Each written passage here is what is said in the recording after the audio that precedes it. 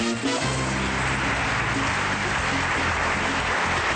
HIV não me impede de viver, é o nosso tema de hoje. Agora a gente vai conversar com a Tina, que está com 42 anos e diz: apesar dos efeitos que a medicação causa, eu vivo muito bem e luto para superar todos os meus obstáculos.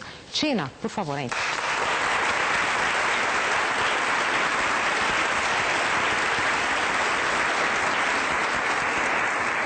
Tudo bem, Tina? Tudo bom. Tina, quais são os efeitos da medicação? O que vocês podem ver é que é a lipodistrofia. A gente olhando assim não vê nada de diferente. O que é lipodistrofia, Tina? Acúmulo de gordura. Então, ou então perca de gordura e músculo em alguns lugares. Então, atrofiou as pernas. Suas pernas diminuíram? Diminuíram. O quadril também. E acumulou aqui. Há quanto tempo você toma medicação, Tina? Eu tomo desde 2006. Então, a Tina, antes de 2006, tinha um corpo completamente diferente. Violão. Era um violão? Violãozinho, isso. E aí, por causa da medicação, uma parte fica... E pode ser, por exemplo, o contrário? Você ter os braços atrofiados e a perna ficar mais... É porque igual no meu caso tem, desculpe. Igual aqui, ó, aqui tá fino, né? Aqui eu tirei, agora em abril, 10 centímetros de diâmetro. Você fez lipoaspiração? Lipoaspiração. Ele Quantas estava com 43 de diâmetro. Eu fiz agora em abril. Fez uma só? Fiz uma nos braços, agora em abril. Em 2006 eu fiz das costas. Tinha tipo uma corcunda, né? Uma giba que a gente fala. Também por causa da medicação? Por causa da medicação. E o meio da coluna. Então você já fez também. 3? 3 e 4 eu fiz uma plástica também que eu ganhei o seio. Porque a medicação atrofiou o seio. Então eu fiquei 5 anos e um pouquinho sem seio nenhum, só com a pele. Que coisa, o corpo muda, deforma completamente. Tem uma equipe maravilhosa, né? Tudo isso gratuito, Tina? Gratuito, né? Graças às ONGs, né? Que conseguiram, junto ao governo, via judicial, né? Que fizessem esse tratamento gratuito. Porque a gente acha, eu imagino, assim, que a maioria das pessoas ainda tem aquela imagem... De que nós não podemos fazer cirurgia, é muito engraçado. E da pessoa que fica magrinha, miudinha, um fiapinho e tal. Não é assim. É isso que normalmente eu sempre falo isso. Que ficou aquela imagem, né, de Betinho, né, de Cazuza. E as pessoas, a população, não tem informação de que não é mais esse quadro. Então, quando a pessoa tem um relatório, um laudo de soro positivo, de positiva, o HIV, ela fica achando o quê? A visão maior, primeira que vem na cabeça de qualquer ser humano, eu vou ficar magrela, seca, doente, em cima de uma cama. E isso mudou ao longo do tempo. A ciência evoluiu demais e hoje nós estamos aí fazendo tratamento, fazendo aplicação em rosto, porque atrofia o rosto. Tem gente fazendo que atrofia plástica. O rosto? Igual eu já fiz 2. Provavelmente esse ano eu faça mais uma. Vou tentar fazer uma plástica para dar uma esticada, porque a medicação envelhece a pele, né? Então a gente tem esse envelhecimento que dá da medicação, né? E a gente conseguiu tudo isso e tem que aproveitar, né? Porque se fosse fazer pago, para quem é aposentado com salário mínimo... Impossível. Impossível. Faz tempo que você recebeu o diagnóstico? Em 96. Você já desconfiava ou não, Tina? Eu fui fazer uma doação de sangue, né? Fazer uma doação? Jamais poderia imaginar que seria isso. Jamais? Jamais. Quando eu tive o resultado, quando pediram para eu repetir, na minha mente, o que parecia? Para mim, poderia ter sido alguma doença venérea, que o meu marido tivesse pego de alguém, alguma coisa desse tipo, alguma coisa estranha está acontecendo. Mas jamais o HIV veio à minha cabeça naquele momento. Né? Aí eu fui, repeti, aí pediram para repetir novamente. 3 vezes? Aí a terceira vez eu falei, peraí, não vou. Primeiro você me dá o resultado, me fala o que está acontecendo, né? Aí eu repito, normal. E deixei, minha mãe estava comigo. Falei, não, eu confio na minha mãe, não tem nenhum problema, não tem segredo com ela. Deixei minha mãe entrar junto na sala.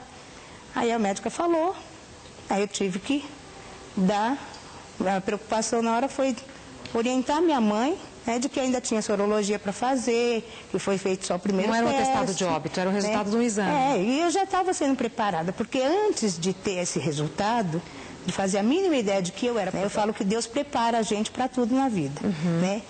Em 90, mais ou menos, o preconceito era muito grande. Nós tínhamos um vizinho Eu estava casada e o meu vizinho era paciente terminal. E ninguém, nem a família chegava perto. Era eu e meu marido que tínhamos que cuidar dele. Então, se ele caísse na rua, ninguém chegava perto. Você, então, já começou a ter contato com a então, a gente encaminhei a mãe para pegar o AZT via judicial, porque não dava. Ela tinha que ser judicial naquela época. E orientava ele, peraí, você tem que ser forte, essa doença não pode te derrubar, quero ver como é que é. Sem saber que você estava falando para você ideia mesmo. Que eu já tinha. Exatamente. Né? Então, quando eu me descobri, eu falei, peraí, se eu falo para as pessoas uma coisa, eu tenho que também praticar. Né? E a partir de quando eu soube, a única reação que eu tive foi a seguinte, peraí, eu tenho que saber o que é isso. Chamei minha irmã e falei para minha irmã, eu quero tudo sobre essa doença. Foi buscar informação. Eu quero saber. Se vira e me traz tudo que você tem sobre ele. Eu comecei a estudar o vírus. Né? E me apaixonei pelo vírus. Porque ele é hiperinteligente e você tem que ser mais inteligente do que ele para se manter bem. Meus parabéns. Porque se você der uma brechinha, ele te detona. Então você tem que se manter bem. Ele está ali na espreita, bobeou. E a família, que é o meu porto. Meu porto seguro, é quem me dá sustentação ali, está sempre do meu lado, em momento nenhum falou, epa, peraí, o que é isso? Né? Bom, agora a gente vai conhecer o Thompson, que está com 21 anos e diz: ser soro positivo não é desculpa para ficar desempregado ou não arranjar namorada. Thompson, por favor, entra.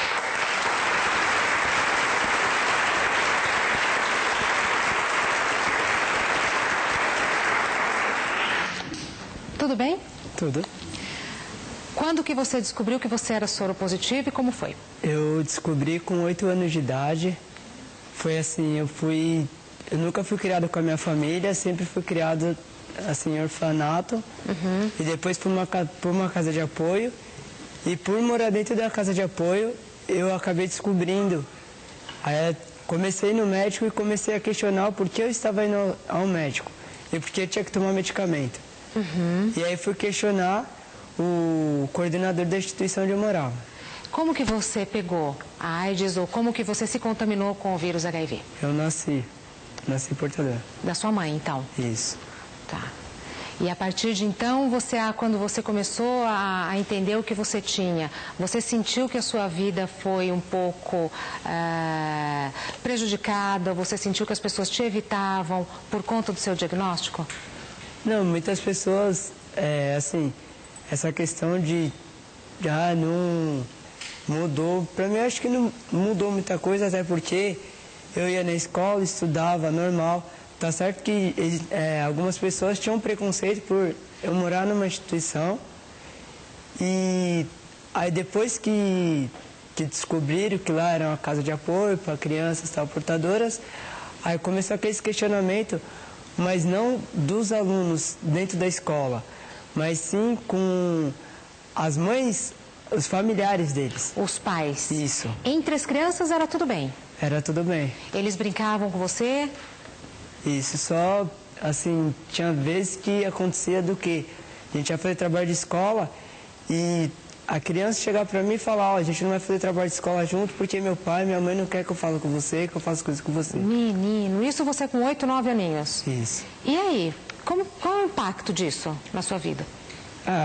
Pra mim foi chato porque ser rejeitado acho que não é legal pra ninguém, mas aí eu fui buscando forças e como eu fui crescendo, eu comecei a participar de reuniões e entender o que era ser soro positivo. Ser soro positivo. Tá. Hoje você leva uma vida, você trabalha, você tem namorada, você leva uma vida absolutamente igual à maioria das pessoas. Isso. Em que momentos que você sente que você é soro positivo e quando que isso faz a diferença? Quando vai tomar os medicamentos. Nessa hora? Isso. Tá bom. Então a gente vai para o intervalo e na volta mais casos de família. Até já.